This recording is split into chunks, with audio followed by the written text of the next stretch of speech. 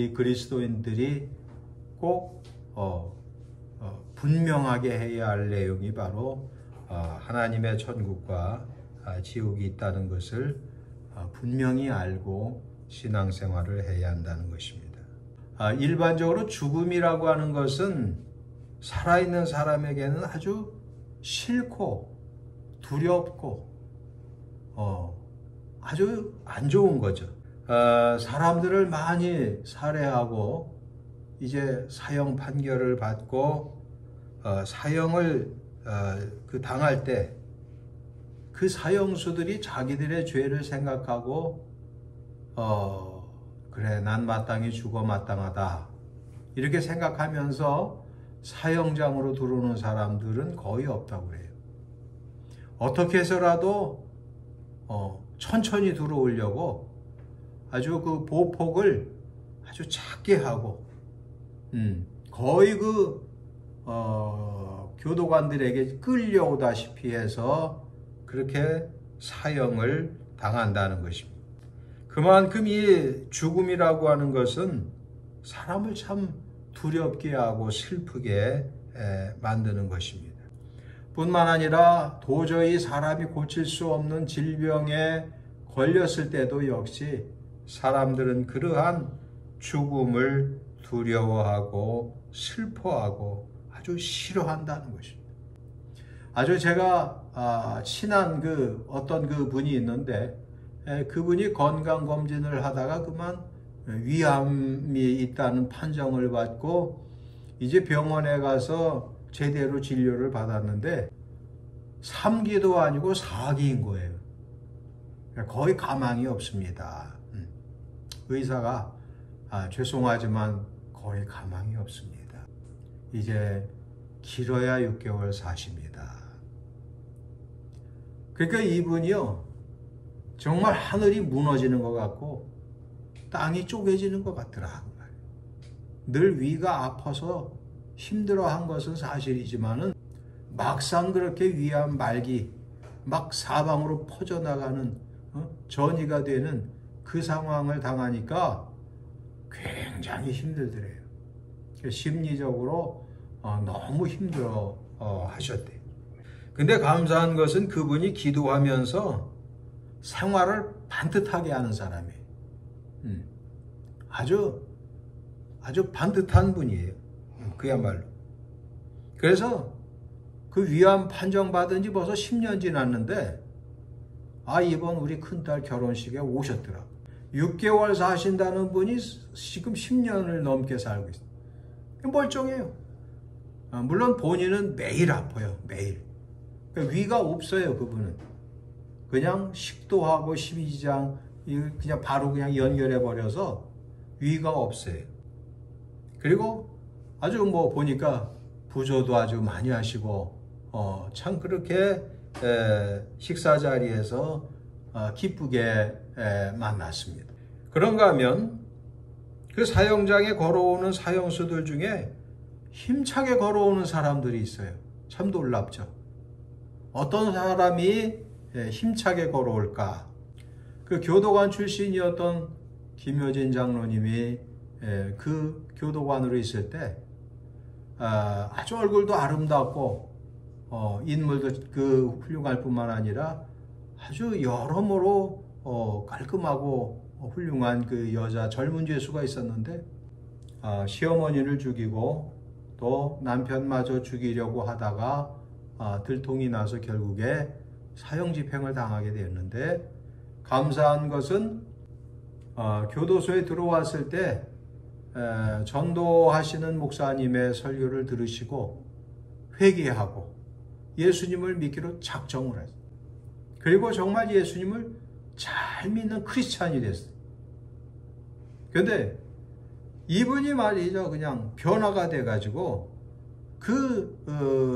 교도소 안에서도 많은 사람들에게 전도하는 정말 실질적인 전도사가 된 거예요. 그 때가 돼서 이제 사형을 당하게 되었는데 그날도 이 김장로님이 보니까 오늘은 아무개가 사형당하는 날이구나. 참 마음이 아프죠.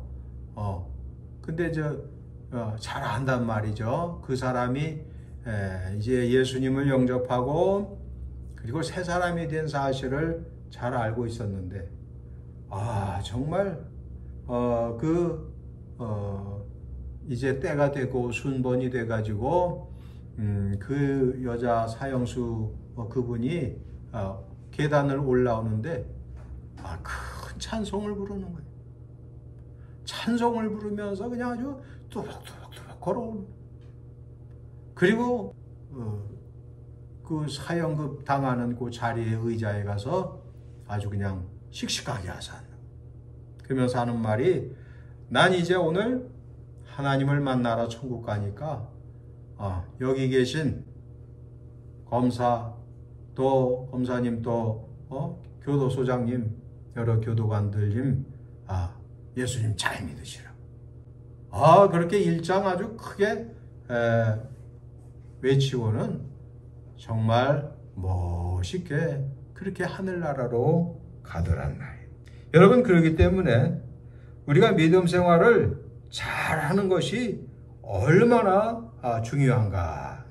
그래서 예수님께서 말씀하시기를 오늘 본문에서 저 세상과 및 죽은 자 가운데서 부활함을 얻기에 합당히 여김을 받은 자들, 이 내용이 아주 중요해요.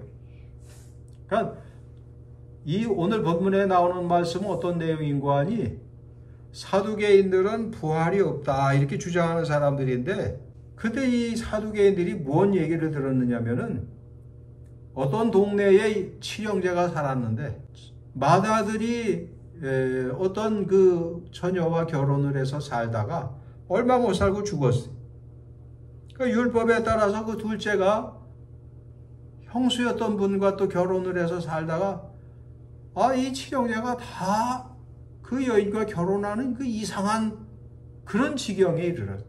그리고 나중에 그 여자도 죽었어요. 그래서 사두개인들이 말하기를, 당신들은 부활이 있다고 그러는데 이 7 형제가 다 그 여자를 아내로 맞이했으니 부활한 다음에 이 여자는 그럼 누군 부인이 되는 거냐. 그러면서 이제 부활이 있다는 것에 대해서 트집을 잡는 거죠. 그래서 그 문제를 가지고 예수님께 왔을 때 예수님께서 대답하시기를, 저 세상과 및 죽은 자 가운데서 부활함을 얻기에 합당히 여김을 받은 자들은 어떻다고 그랬어요? 장가가고 시집가는 일이 없다. 여러분들이 읽기에 이 성경 말씀을 이렇게 읽으면 조금 어렵게 느낄 수도 있어요. 그래서 34절과 35절에 가서 보면 예수께서 이르시되 이 세상의 자녀들은 장가도 가고 시집도 가되 저 세상과 및 죽은 자 가운데서 부활함을 얻기에 합당히 여김을 받은 자들은 장가가고 시집가는 일이 없다. 이렇게 말씀하셨어요. 그러니까 우리가 자칫 잘못 해석을 하면 이 말씀을 가지고 이 세상 사람들은 결혼을 하는데 저 세상에서 또 부활하기에 합당히 여김을 받은 자들이 된 사람들은 결혼을 안 하는 건가? 이렇게 생각할 수도 있어요. 그렇게 해석하면 잘못된 해석이.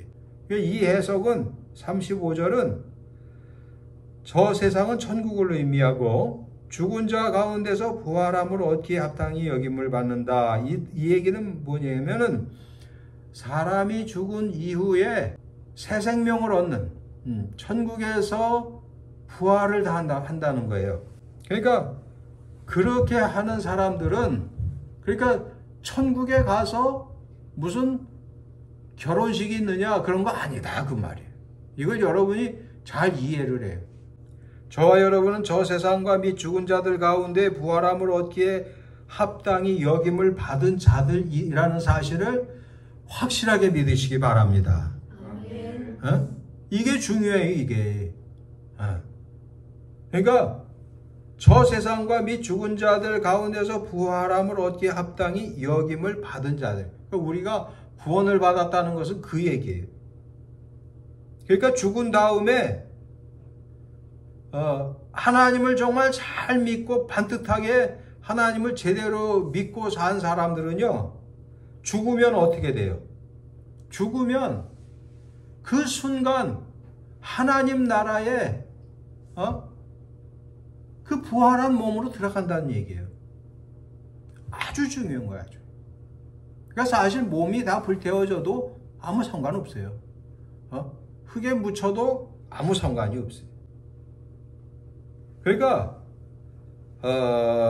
구원을 받은 사람은요, 하나님 나라 그리고 죽은 자들 가운데서 부활을 한다는 거예요. 그러니까 우리의 몸은 죽게 되어 있어요. 근데 그 몸은 죽지만 우리의 영혼은 이제 새 생명을 누리게 된다. 그 말씀이다. 그 말이. 구원받은 자들에게 있어 죽음이라고 하는 것은 좀 섭섭하긴 하지만, 좀 슬프긴 하지만, 그러나 새 생명을 얻은 것. 하나님 나라에서 그 새 생명을 얻는 걸 부활이라 이렇게 예수님 표현하시죠. 그러니까 하나님 나라에서 새로운 생애를 시작한다 그 얘기예요. 그러니까 우리가 이 땅에서 살다가 그저 8, 90세 살다가 죽으면 하나님을 바르게 믿고 잘 산 사람들은요, 우리의 몸이 죽는 그 순간 우리의 영혼이 새 몸을 입어요. 그것이 성경적이에요. 그래서 바울 사도는 마지막 나팔이 불 때 죽은 자는 하나님 나라에 들려 올리움을 받는다. 그 말. 그러니까 여러분들 이 땅에서 잘 사시다가 세상을 떠나실 때 천사들이 부는 그 나팔 소리에 벌떡 일어나서 하나님 나라로 들어가시길 축원합니다. 이게 기독교의 아주 가장 중요한 교리예요. 그러니까 여러분들이 죽을 때 천사와 나팔 소리를 들어야 되는데 제대로 신앙생활 엉터리 안 하고 말이야 이렇게 하고 그러면 나팔 소리커녕 무슨 소리가 들리겠어요? 귀신들 소리가 들리게 돼 있다고. 그러니까 호스피스 병동에 있는 간호사들은 신자가 아니라도 이 사람이 어떻게 인생을 살았다는 걸 다 알아요. 왜냐하면 그 사람들이 죽을 때 아주 흉악한 귀신을 본다는 거예요. 그런 사람들은 이건 심각한 불쌍한 사람들이에요. 그 임종이 다가왔을 때 아주 기쁘게 웃고 막 환하게 그렇게 그런 사람들은 하나님을 잘 믿는 사람이라는 것을 믿지 않는 하나님을 모르는 간호사들이 다 알아요. 참 놀랍죠. 이렇게 천국과 지옥이 있다는 것을 예수님은 설교하실 때마다 하셨어요. 그러니까 예수님의 말씀을 이렇게 들어보면은요, 늘 천국과 지옥이 확실히 있다는 것. 그러니까 천국과 지옥 확실한가? 확실해요. 확실한 거예요. 그러니까 우리도 세상 사람들처럼 몸의 죽음은 피할 수 없어요. 누구나 다 죽어. 그러나 죽는 그 순간 우리의 영혼은 새로운 영체를 받아서 부활한다. 그러니까 예수님의 부활과 우리의 부활은 같아야 달라요. 같다 그러면 큰일이야. 그건 또 이단에 또 속해. 그러니까 예수님의 부활하심은 우리 몸이 완전히 살아났어요. 근데 우리 일반 사람들의 부활은 몸은 죽어서 그냥 흙이 되고 재가 되는 거예요. 그러나 우리의 영혼은 반드시 낙원으로 이끌려가는 그러한 은혜를 입게 되어 있다 그 말이에요. 그러니까 예수님은 여러 성경에서 천국과 지옥이 확실히 있다는 것을 말씀하셨어요. 여러분, 우리가 예수 그리스도의 보혈로 죄 용서를 받았으니 어떻게 살아야 될까? 그러니까 하나님 나라와 죽은 자들 가운데서 부활함을 얻기에 합당한 자가 되었으니 어떻게 살아야 되느냐? 믿고 감사하면서 살아야 되는 거예요. 그래서 우리의 영혼이 부활을 분명하게 믿고 기뻐한 그러한 대표적인 사람 중에 하나가 바로 바울 사도였어요. 그래서 12절에 가서 보면 그리스도께서 죽은 자 가운데서 다시 살아나셨다 전파되었거늘 너희 중에서 어떤 사람들은 어찌하여 죽은 자 가운데서 부활이 없다 하느냐 만일 죽은 자의 부활이 없으면 그리스도도 다시 살아나지 못하셨으리라. 그리스도께서 만일 다시 살아나지 못하셨으면 우리가 전파하는 것도 헛것이요 또 너희 믿음도 헛것이다. 또 우리가 하나님의 거짓 증인으로 발견되리니 우리가 하나님이 그리스도를 다시 살리셨다고 증언하였습니다. 이렇게 말씀합니다. 그러니까 우리는 죽음 이후의 그 세계를 바라보면서 기대하면서 사는 크리스찬이다 그 말이에요. 그래서 고린도전서 15장 44절에 보면 육의 몸으로 심고 신령한 몸으로 다시 살아나나니 육의 몸이 있은즉 또한 영의 몸도 있느니라. 그러니까 우리 그리스도인들은 이 땅에서 살다가 하나님께서 딱 시간이 돼서 데려가시면 몸은 죽어서 부활하지 않아요. 자꾸만 헷갈리면 안 돼요. 우리의 몸은 그냥 죄가 되는 거 맞아요. 그러나 영의 몸으로 부활하게 돼 있다. 영의 몸.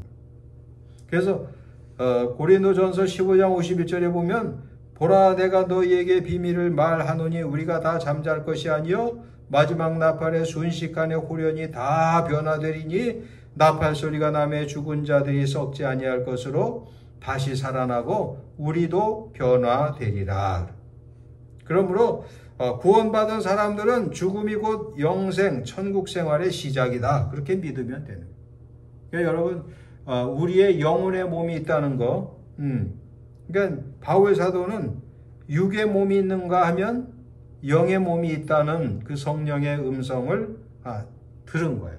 그러니까 영의 몸은 우리 현실적인 우리 모습하고 좀 많이 다를 수가 있겠죠.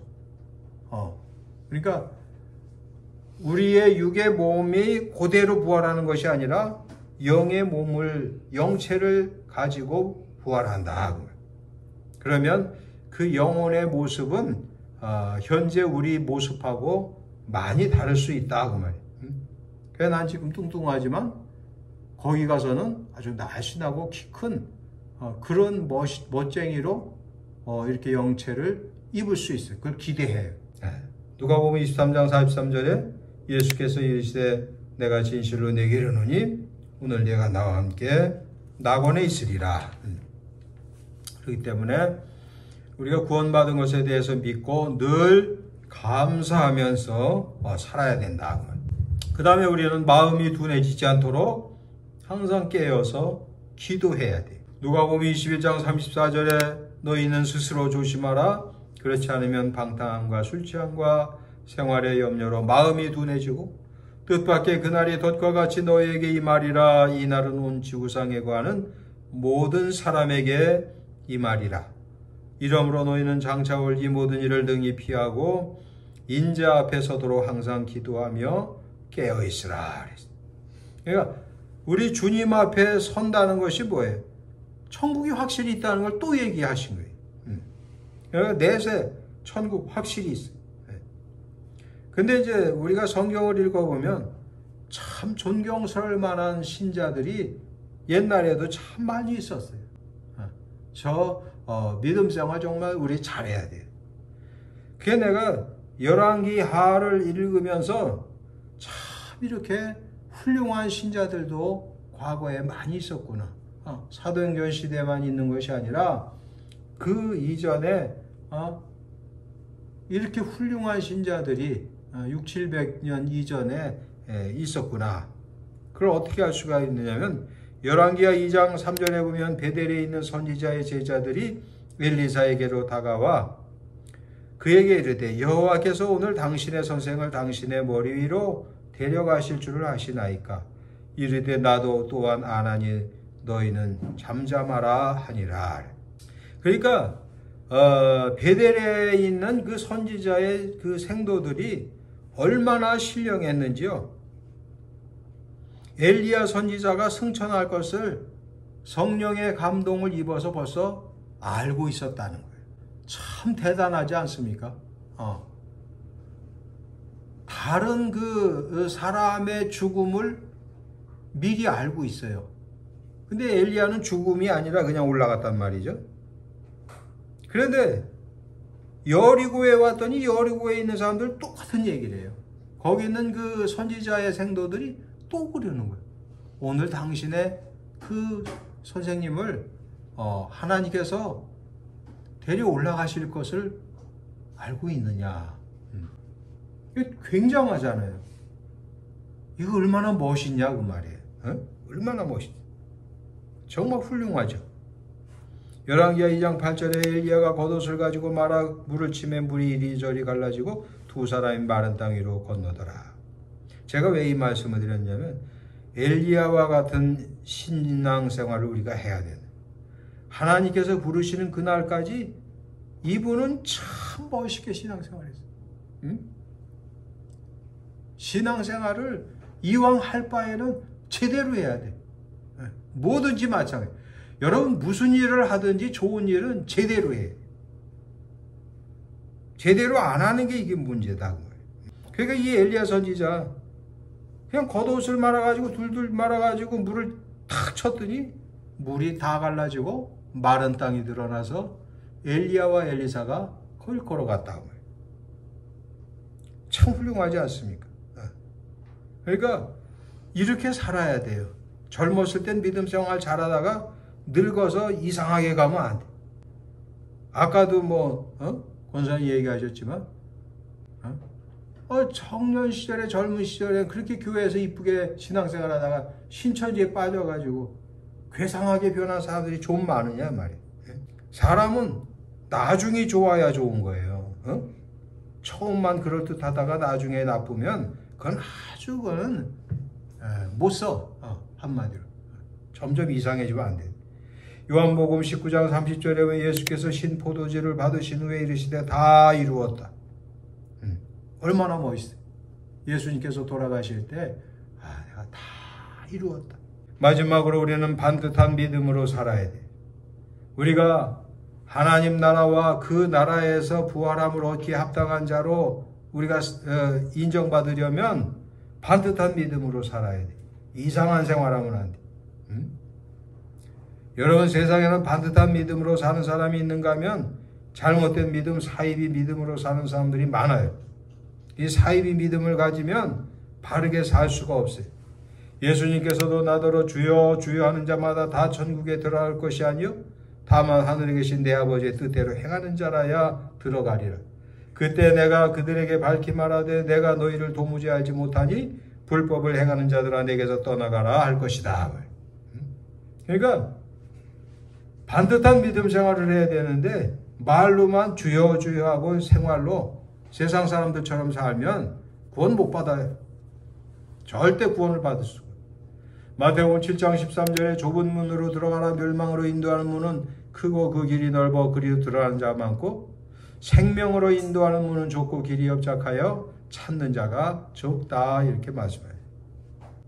사도 바울이 디모데전서 4장에 말씀하기를 성령이 밝히 말씀하시기를 후일에 어떤 사람들이 믿음에서 떠나 미혹하는 영과 귀신의 가르침을 받으리라 하셨으니 자기 양심이 와인을 맞아서 외식함으로 거짓말하는 자들이다 이렇게 말씀해요. 여러분 이단에 빠진 자들은 맨날 거짓말만 해요. 그게 이단의 특징이에요. 아주 못되죠. 그러니까 반듯한 신앙생활을 할 수가 없는 거예요. 마지막으로 디모데전서 6장 11절에 오직 너 하나님의 사람아 이것들을 피하고 의와 경건과 믿음과 사랑과 인내와 온유를 따르며 믿음의 선한 싸움을 싸우라. 영생을 취하라. 우리 주 예수 그리스도께서 나타나실 때까지 흠도 없고 책망받을 것도 없이 이 명령을 지켜라. 이렇게 말씀합니다. 우리가 신앙생활 잘해. 반듯하게 신앙생활. 데살로니가전서 5장 16절 박유나 어린이 한번 대답해 보세요. 항상 아니 항상 할아버지가 항상 하면은 너 하는 거 있잖아. 항상 그렇지. 크게 더 크게 항상 그렇지 쉬지 말고 기도하라. 범사에 감사하라. 네, 이렇게 잘해야 돼요. 그래서 우리가 하나님 앞에 믿음 생활 반듯하게 해야 됩니다. 기도합니다. 하나님 아버지, 우리를 사랑하셔서 예수님을 이 땅에 보내주시고 예수님의 그 귀한 보혈로 우리를 구원해 주셨사오니 우리가 하나님 나라와 부활함을 얻기에 합당히 여김을 받은 자들로서 이 땅에서 사는 동안 하나님께 영광 돌리고 예수님을 본받고 많은 존경할 만한 신자들의 신앙을 본받아 사는 저희들 되게 도와주시옵소서. 예수님의 이름으로 기도하옵나이다. 아멘.